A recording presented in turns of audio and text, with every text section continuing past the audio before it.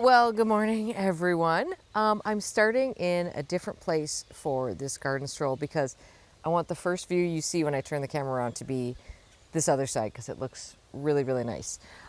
Just first of all, hi everyone, welcome. I'm Erin, the Impatient Gardener, in case you're new here. I live and garden in southeastern Wisconsin, zone 6A, according to the map. And that's the deal. Oh, and every Sunday-ish, most Sundays, I put up a video which is just a very casual, unedited garden stroll where we stroll around the garden and we chat like you're standing here with me. Oh, I have a postcard. I will have to get that at the end because we're already down here. Remind me by the end of this video to go get that. I just want to talk about a couple of programming things. First of all, I am in Charlotte next week. On Saturday, I think that's June 20th, I will be at Creekside Nursery with the Southern Living Plant Collection is doing an event there, the name of which I can't quite think of what it is. I should know what it is. I think it's 10 to 2. There will be information. I'm sure Jenny at Creekside will be sharing information about it. And then there will be information, I'm sure, on Instagram, and I will share it as well about the timing of that event. So Creekside is in Dallas, North Carolina, which is some distance from Charlotte. I don't know. I'm in Charlotte before that, which brings me to my next thing. Yes, you can come down here, but use the other stairs, okay? It's Darwin. Darwin is, things have not been good with Darwin lately. We've got something is going on and we're gonna go see some specialists at the beginning of July because what we thought was going on, we think it's something else. That is a very big downer, so let's not talk about that. Hold on, let me just get him down the steps. Okay, sorry about that. I have a little bit of time on Friday in Charlotte. So if you have a suggestion of, I know there's a bunch of public gardens around Charlotte. I probably have time to go to one, is my guess.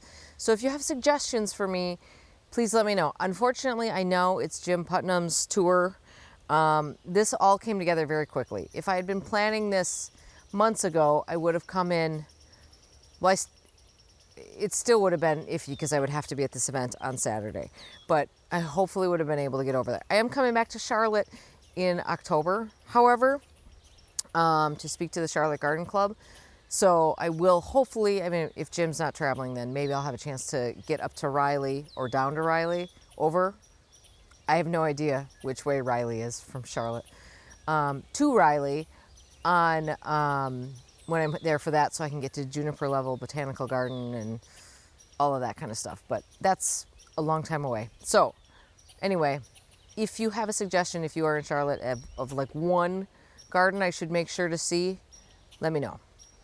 Okay, what else? Oh, that also means there will not be a casual garden stroll next week, at least from this garden. Maybe I'll be able to film one and turn one around while I'm there, but I have no idea. There's a pretty big agenda while I'm there, so I have no idea if we'll have time for that or not. So, oh, also, no puffy coat today, so we've upgraded to just a whoopee. And if you don't get the whoopee reference, then you haven't seen Mr. Mom. Which totally ages me, by the way. Let's just stop chatting and get to the garden. Oh, I will say this. The garden is at the point now. I took off a half a day on Friday and I worked I've been really putting in the hours this week. And so now we're at the point where like things are really starting to happen in terms of like planting, thank God, and all that. But we are at the point where I'm planting at a rate at which I just am chucking stuff. There is crap all over this yard, you guys. There are just pots. So at the end of today, we will go around with wheelbarrows and everything and we will clean up. But for right now, we're in the mess making stage. All right, here we go. Oh, for goodness sakes, I've been recording for 15 minutes without recording. I think it's because I do these early in the morning that my brain is not fully active. Oh, yeah. Okay, boy, that was a very Midwestern thing I just said there. Okay, this is what, let me actually zoom you out a little bit more so you can get a better view of this. This is what I wanted to show you. This is the view that I think is looking so good right now. So when I planted this Siberian spruce, this Pendula bruns, I mentioned that I wanted something that was a different shape because all of the shrub and tree layer here was starting to look a little the same, very vase-like. And I think you can see that in this view now a little bit better. So we've got tall and pointy here. By the way, we'll have the limelight hydrangeas over here, and then there is, of course, the big limelight that's sort of through here on the other side of the dogwood. Here we've got the ginkgo. There's rosy teacups dogwood, which I will show you guys. You're not going to believe how good it's like. It's amazing. Blue globe spruce, heptacodium, seven suns flower, angomani spruce, blue magoo, and then over here Korean maple, moonrise. But now you can see how this is sort of undulating, and even though like that giant sort of Norway maple that I detest, oh my god, the number of helicopters it spit out. I guess it's a mast deer, at least for that tree. We used a snow shovel to scoop them up last week. It was insane. Anyway, but you can see how it sort of connects with these taller trees in the background too. So it all kind of makes sense to the eye, and especially not right now with the sun on that heptacodium. I'm gonna put you back at regular distance here. It just is very pretty. Then down here, the lady's mantle is all in flower, which is so, so, so pretty. I mean, just absolutely gorgeous. And like here, you know, look at the leaves. Can you see like the little diamonds on the leaves? That would be like dewdrops basically, but so pretty. So loving that. Here I've got this Crown Princess Margarita rose, which I thought was dead, came back. Actually has a bud on the end, a couple of buds on the end. This is just it right here. I have to cut the daffodil foliage out of this bed. I'm probably gonna just bend it to follow this wall, I think. I don't really want it sticking up here, so I think because I thought it was gone. I think it's just gonna bend along the wall. I don't know, there's nice shadow. Echinacea right there. Why is it there? Who told it to be there? Well, that will get moved. This is one of these dianthus, you guys have never remembered the name of this, but Carthusianasum, am I saying it right? Can we get a focus? Any sort of focus, please? Any kind of focusing? Probably not. No, you're not allowed to focus on that. Anyway, that's popping up, which is exactly what I wanted it to do there. You can see it's a little gnarly, and so this whole blue globe spruce situation is falling apart. These are old. They don't live forever. They get this leader, and in fact, I really need to, it's just put out all those blue candles, so I need to get in there and prune that, especially at the top where it's just like ramming into the rosy teacups. We'll get over there in a second, but I'll just show you. This is Mount Everest allium here. I'm starting to think I may have over alliumed. I plant more alliums every year, and then the other ones come back, which is great. That's what they're supposed to do, but I think I might have a few too many now. Here, this is, some of you will be horrified that I'm pulling this right now. I know people don't like when I do this. This is jewelweed. I know in some places this is a plant you go to the nursery and buy. In my garden, it is a weed. It does have, I don't know if you would call it a sap, but some sort of substance in it that apparently is like a anesthetic. That is not the right word. You can put it on, suppose if you get poison ivy or a bug bite or something, it's apparently good for that. But in my garden, that is a weed. And I pull it because if I didn't, this whole garden would be nothing but jewelweed because it grows here very, very, very easily. So my garden, I get to decide what the weeds are. Yeah, so this I have to get in here today and prop up this. This is Alba luxurians clematis that I put up against the trunk. It's just started falling down. And then the new one I see is actually wrapped itself around one of those alliums. That is Madame Rose Corione. Sounds like it's Italian. I don't think it is. So that one is moving, so that's good. I had asked a couple of weeks ago if people thought I should thin out this moonrise Acer a little bit. It was about 50-50 split. I'm still thinking about it. I can do that anytime. So I'm not going to do it until I'm sure I want to do it because I can't put it back on, as they say. So that's the Seven Suns tree that we planted last year. Now, granted, it was huge when we planted it. That root ball I was sitting on, it was so big. But it's just beautiful. I do love it, and I love the shape of it. And I'm really happy with how it's doing right now. I think it looks great. This is the time of year when, I don't know, so you guys, I had this recording problem, so I don't actually know what I've recorded. But just to let you know, I am fully in planting mode. So it's a big mess here, and we're cleaning it up at the end of the day, but right now I can't be bothered to pick up after myself. I just need to get things planted. This is that key lime stackies, lamb's ears, that was sent to me as a sample plant this year, and I love it so far, and it's doing good. I really, really hope it overwinters well, because I am here to compare. I should have planted them right next to it. There's your average. I think that's Helen von Stein probably. This is Stand By Me Blue Clematis, which has buds on. A lot of the clematis are starting to get buds on them now. I'm trying to think of the best angle to show you this. Well, I don't know if you can see this, but this whole tree, as I predicted, is just covered. This is Rosy Teacups Dogwood. Is just covered in flowers. It's better at night than it is right now. So these started opening. These are the bracts. Of course, the actual flowers are that little ball inside, but the bracts are what we like. It started flowering maybe a week ago or so. And so every day they get a little bit bigger, and they will keep getting bigger and keep getting pinker. But if the sun is not going to work against me here, I'm not sure. I don't know if you can kind of see. Basically, everything on these bottom layers is just covered in bracts. It's going to be amazing. I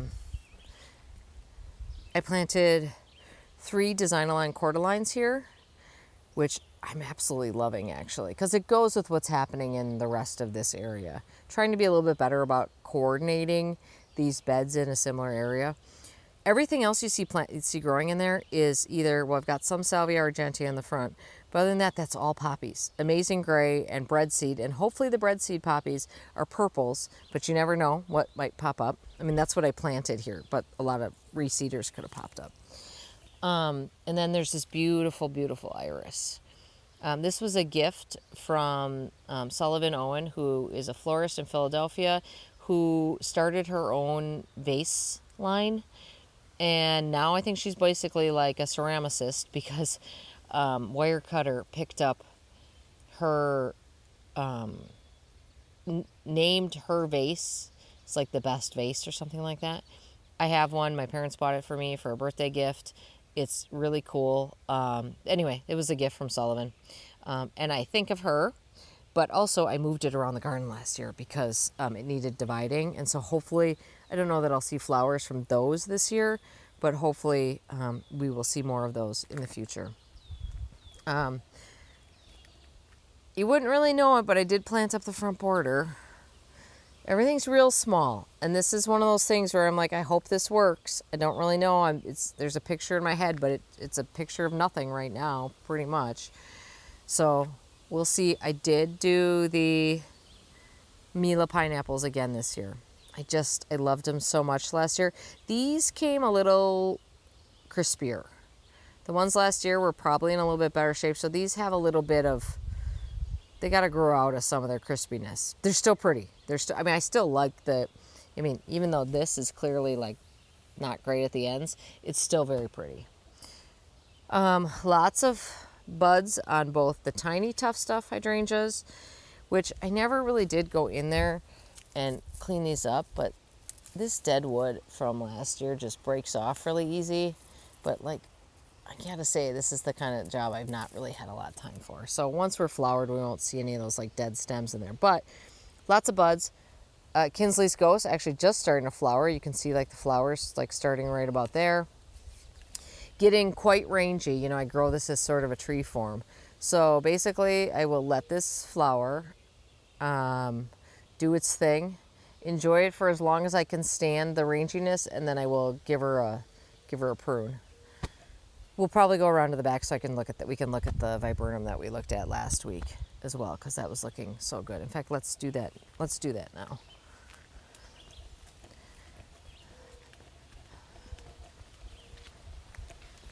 Got a little GM here. I think this is Mai Tai, maybe?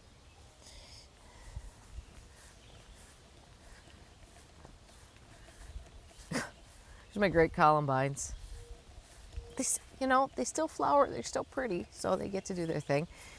Here, this is probably sort of you can see it's starting to drop its petals, but I mentioned this last week, I believe this is Shoshani. So pretty. I bought it from Classic Viburnums, Gary at Classic Viburnums, and I went looking for Gary at Classic Viburnums the other day, and I think Gary's closed.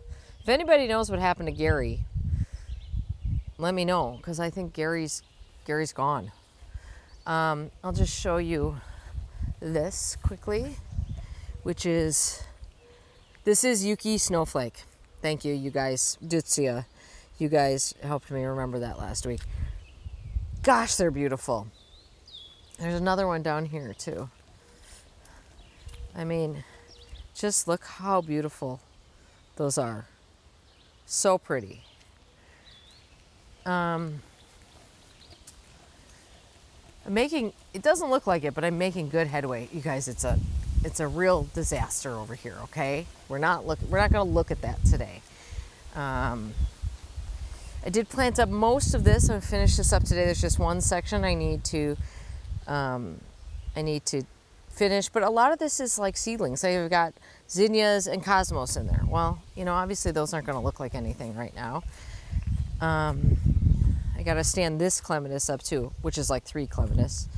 You can see I put it up yesterday, and clearly that wasn't enough, so I need to provide a stronger support there. Okay. I just want to talk about this quick. A while ago I showed you that HoseLink came out with timers. So I now have both of them in use. So this one is, let me set it down because it's probably easier to see this way. And I can actually focus the camera on it. So this one is like a manual timer. So you basically can you see the flashing light? You just go around to how much time you want it to be on. You can also hit it to on, and it just stays on. Now this is really meant for the end of your hose. It's not necessarily, I don't think it's meant to be attached to your sprinkler, but that's how I'm using it, because this is how I don't forget to turn my sprinkler off, which happens all the time. So that's kind of been a lifesaver. I'm probably going to get more of those to attach to other sprinklers, because we usually have like 2 or 3 sprinklers moving around, not necessarily all running at the same time, but they're just kind of stationed in different parts of the garden. I'm finding that very useful. Let me show you the other one. Okay, then the other one is controlling the drip irrigation down here in this bed, and then I got to run drip up into the window box today, which just runs off of this drip. So here has all the information. So in 31 minutes, it's going to go off. I've got this set to go off once a day. It's going to go off for 30 minutes. Anyway, very easy to program. So we'll see how it works, but I just literally set that up yesterday. But setup was super easy on it, so that's kind of key to these things. So those are the 2 HoseLink timers. I'll report back on how this one is doing, but the other one I like a lot. Can you see through here? See right there? We'll walk over there, but that is, planted that on Friday. That's Chamaecyparis verdoni, obtusa verdoni. It's a Hinoki cypress called verdoni. I love it in that spot. I think it's so good, and it kind of fills in this hole right here. This is another Arabella clematis. That's the same one that I have growing up. Hey, don't eat that, please. Hey. It's not for grazing. That's the same one I have growing over by the rosy teacups dogwood, kind of by that iris. That's all budded up here too. That's a great scrambler if you guys are looking for sort of a scrambler. And then I just planted this last week. This is Geranium magnifica. I picked that up at Northwind last week. And then, by the way, for everyone who came out to Northwind last week on Sunday, thank you so much. I had such a nice time talking to everybody there and meeting all of you. This is Boom Chocolata starting to bloom here.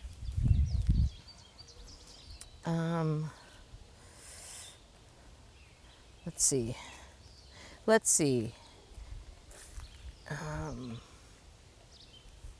See some still, like, can you see that? Well, of course you can see the daffodil foliage in here.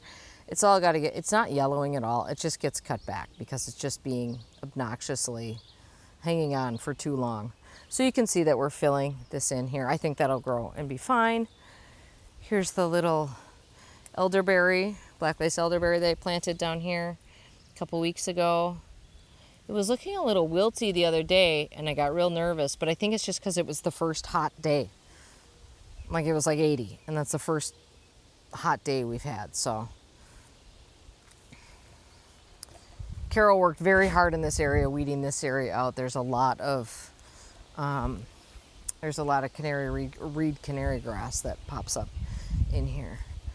Here's a better look at this verdoni. Here, let's go over and take a close look at. This was another one of the ones that Isley sent me. Nicely, I left the tag on it so I could show it to you guys. So.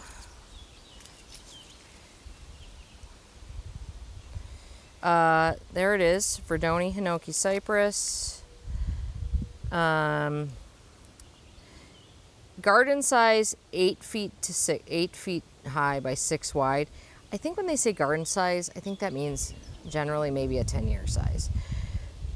Dependable mid-size selection of Hinoki sports clean, bright yellow fans of dense foliage and gently drooping leader.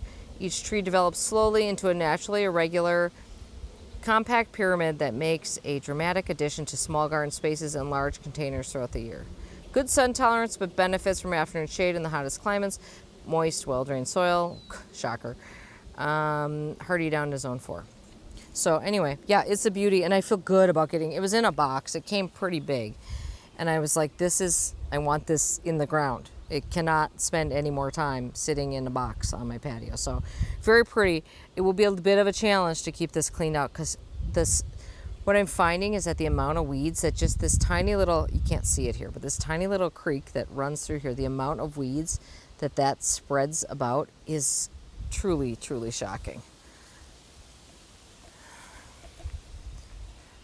This is Nepenthes obsessilus blue prelude. We've been looking at it quite a bit, but the bees are already busy on it this morning. They're all over it.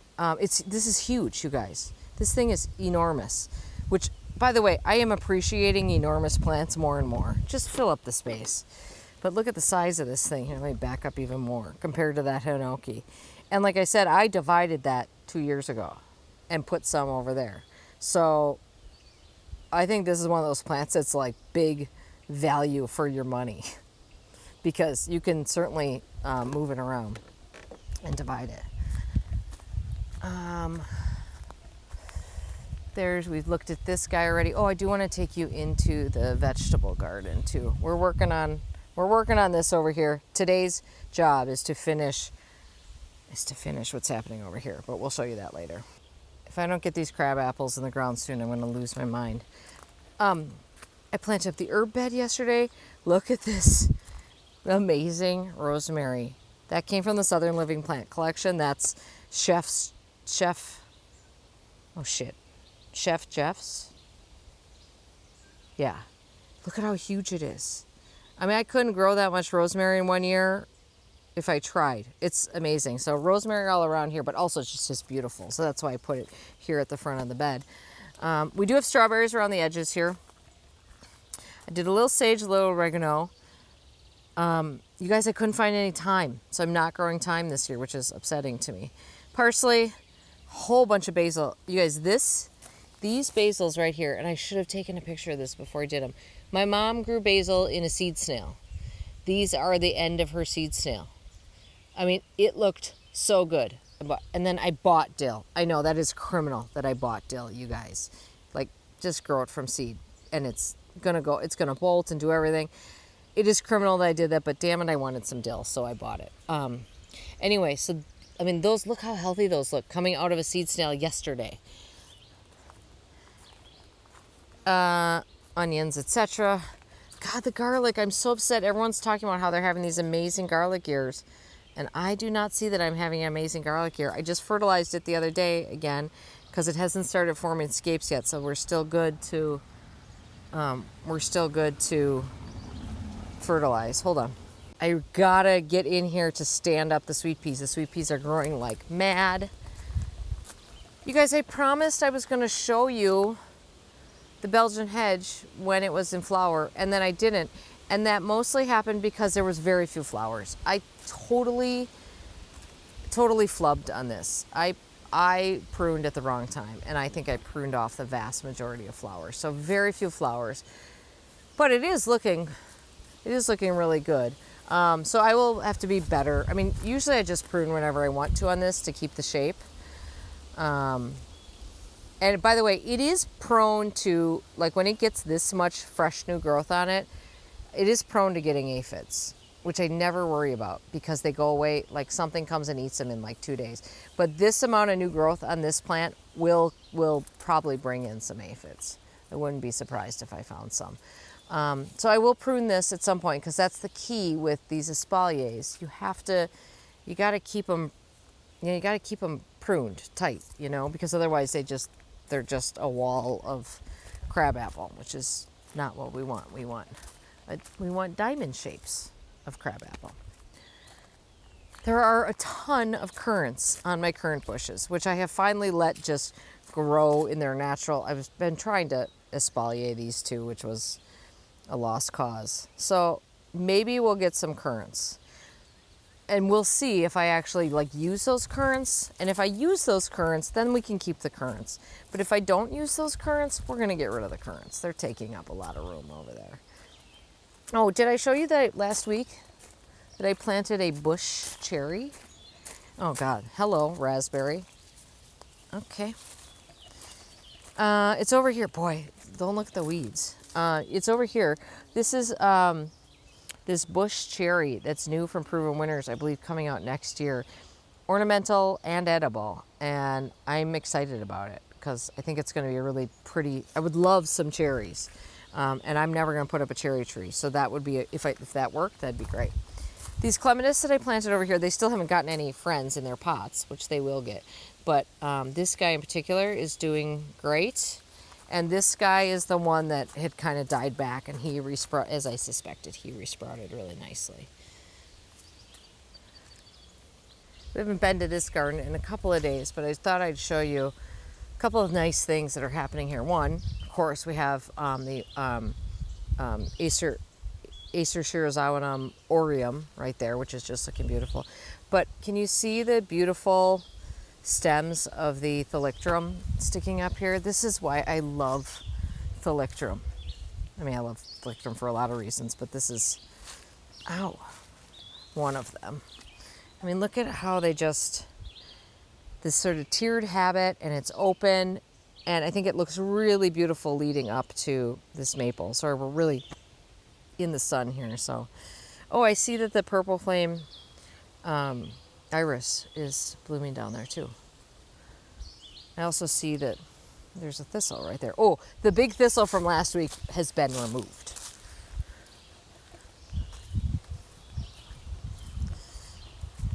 Chris, there's some salvia blooming through here. This is Roy's garden, which is looking pretty good actually. Here's Chris. I think a lot of these are crystal blue, which is a good rebloomer. There's a mullein there that we have to decide it put itself there, so it's the native or wild. I don't know if it's native. It's the mullein that spreads around here. I got to decide if we want. I mean, they're kind of pretty, and they're very good for pollinators, but they can get quite rangy. Did we talk about this garden? No. We've got Christoph. I think these are, this is pretty tall for Christophii though. But there are some of these alliums opening. And then I want to show you, this is allium, is it Burperium? I planted a few of those last year. Aren't those fun? Actually, I just said I wasn't going to plant more alliums, but I do think I would like more of those because that is super fun in the garden. I see some more over there. Yeah, we're going to add more of those next year. That is a cool one. This is String Theory Amsonia. Just looking in, this is, I love Amsonia hubrectii, and this has hubrectii in its parentage. But that doesn't get very good flowers. But these are beautiful flowers on String Theory. And I have Storm Cloud in another area. I think I've shown this spot before. Lilac squirrel, sanguisorba down here. Beautiful tricolor beech here. And then this is Viburnum onondago. I've remembered the name again. Every year I forget it. But unfortunately, the flowers are losing their color. Now, when they first come out, that pollinated, that center, that fertile center is like the same color as this sort of magenta, no, plum color in there. Oh, and look at Flowerful. Look at Flowerful hydrangea. Looking so good. Buds all over the place. Really, really, really happy with how those are growing. Someone come pull that, what is that? Mother weed? Mother something? I don't know. We talked about it earlier this year. And then these alliums are all getting to be, at the end of their lifespan. And I will leave some of these for seed heads, but there's too many in here. So not all of them. I want to show you the rose quick. Okay, this is Above and Beyond Rose, which is starting to flower. Through this is Pearl d'Azur clematis, which normally I try to get in here earlier and make sure it starts going up the trellis so we don't have like just an empty top of the trellis here. But I've not gotten to that this year. So this is just, can you tell this is a year where there's nothing planned in this garden? So I prioritize things differently. But I want to show you this because a lot of you are undoubtedly dealing with this. See these little spots on the leaves? And then you see some of these leaves are like downright just holes. This is sawfly larvae. This happens every year. It will not kill your rose. It does make your rose look like hell for a little bit. Oh, see? Okay. Let me, God, they're so gross. Let me see if I can get you on the close-up lens here so that you can properly see these. Do you see those three little guys? Well, that one's actually got two on it. So, first of all, what we can do is they will get huge. If you don't kill them, you guys, they get huge. So first of all, we can squish them. I like to do the between the leaves squish. You can treat with you can feed like a bear, that triple bear thing. Probably will kill them. That's a systemic, although it won't kill them once they're here. So I think you're too late to apply that at this point. Or you could spray, BT would kill these, but they're all on the underside of the leaves. So you have to get underneath each of these leaves and you got to spray underneath there, which is way easier said than done. So, but don't worry about it if it happens. Just try to catch them earlier next time. Like I didn't. I knew it was going to happen. I absolutely 100% knew that was going to squish this guy too. I don't like to touch them by finger, so I do the sandwich method. Anyway, so if I just want to show you that because if your roses are looking like that's why. That's what's happening there. And then I should try to get in here and see if I can't get that clematis going up more so that we actually can fill up the top of this trellis. Okay, this is the base of Above and Beyond. This is something else right here. And it's finally going to bloom and it's going to answer all my questions because for years this guy's been coming up. Now I've had other roses here before. So there's a couple options. One, this is part of Above and Beyond, although I don't believe that's the case, but it could be. Two, this could be a remnant from one of the roses that was planted here before. Or three, this could be rootstock. I think Above and Beyond is grown on own roots, so that it wouldn't be that case, but it could be the rootstock from one of those previous roses. So fortunately it has buds on it, and we'll see how it blooms, and that will tell me. If you look at these leaves, these are much different from the sort of serrated edge leaves of Above and Beyond. So I think it's safe to say it is not Above and Beyond. There is a really good chance if this blooms red, this is probably Dr. Huey, which is I think it's Dr. Huey is what it's called, which is the rootstock that is used for a lot of I think for almost all grafted roses. So if it blooms red, it's probably Dr. Huey. And I will remove it or cut it, whatever. But I just have always been curious about what this is. So this year I'm like, well, let's find out what we're dealing with here. If it blooms, I did have Autumn Sunset here before. Might be that. We'll just see what it blooms, and then we'll solve that mystery at that point. But lots of buds on here. Actually, lots of buds up there. And I did kind of train it. It's hard for me to get back far enough here. I did kind of train it to... all these branches are sort of swirled around and bent in because you get better flowering on horizontal branches. So if it goes straight up, you're not going to get great flowering. So that's why I did that. So we should get good flowering. And then, you know, it'll look better once we get a clematis growing up the rest of the way. That is probably not going to happen today, to be perfectly honest. All right, well, I'm going to stop it there. You can tell, I think you can tell that I'm jumping around a little bit in the garden. There are some things that I'm not fully showing you because I want to show you them in other videos. But you'll see those soon enough.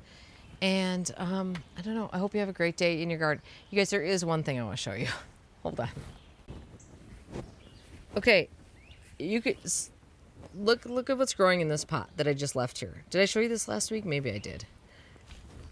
I mean, granted, there's this weed, whatever the hell that is, but look at how many poppies are in there. I did not plant poppies into this. They just put themselves there. So that's the thing with poppies. Like, you try to plant them somewhere and they don't grow there, and then in the places you don't plant them, they just pop up. I mean, it's amazing. They're probably coming out of their day because we got to make way we're trying to get the containers done, and we're not going to spend, you know, all summer waiting for those poppies to bloom. And I did try transplanting some poppies the other day, and like big ones like that I had to move. It did not work at all. They don't like transplanting at all. They certainly don't like transplanting when they're that big. I did not show you the climbing hydrangea on the other side, but you can see the one over here on the garage is starting to bloom a little bit. All right, that's it. You guys, I have a big day in the garden. You probably do too. I hope you enjoy it, and thank you for watching, and we'll see you soon. Hang on, the postcard. Emily sent me this postcard. She also texted me some photos on Instagram from the Chihuly exhibit at Meyer Gardens. Oh my God, the photo that she sent, which was of this sculpture. This is the, what it's called, this is a different one from the one she sent. This is the Vivid Lime Icicle Tower. But she also sent me, the photo that she sent me on Instagram was of the Chartreuse Tower that apparently is like the huge centerpiece. It's enormous. I mean, if you ever see that in my yard, I guess it's a good sign that I've won the lottery, because I actually am so inspired by this that I did kind of go down the rabbit hole of like looking at, you know, realistic art glass pieces for gardens, in, of course, that color. I don't know, whatever. Not happening soon. But anyway, let me read you Emily's beautiful postcard that she used the sailboat postcard stamp, so extra points for that. Erin, I know you visited Fred Meyer Gardens last year, but I thought you enjoyed this pop of chartreuse. This picture is from a different garden. The one here is actually called chartreuse. That front perennial garden has so much in common with your landscape. Both are very inspiring. From Emily. Thank you for sending that, Emily, and thank you for thinking of me. And yes, I want the chartreuse glass. I have to look into, I know that Chihuly exhibit is there for a while. I would love to get over there and see that. I was actually thinking that maybe at the end of summer or something, maybe my mom and I could take the ferry over, because that's how I got there last year. I just took the ferry over. The problem is a very expensive trip.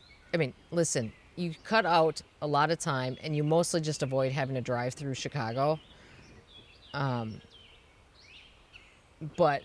it's much easier to take the ferry over, but round trip on the ferry with a car is like $500 for one person.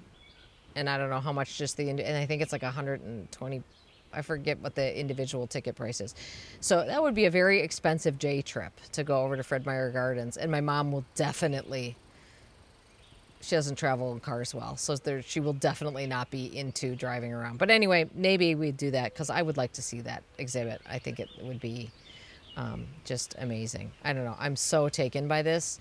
Emily knows my love of chartreuse. For the third time, have a great day in your garden. We'll see you soon. Thanks, everybody.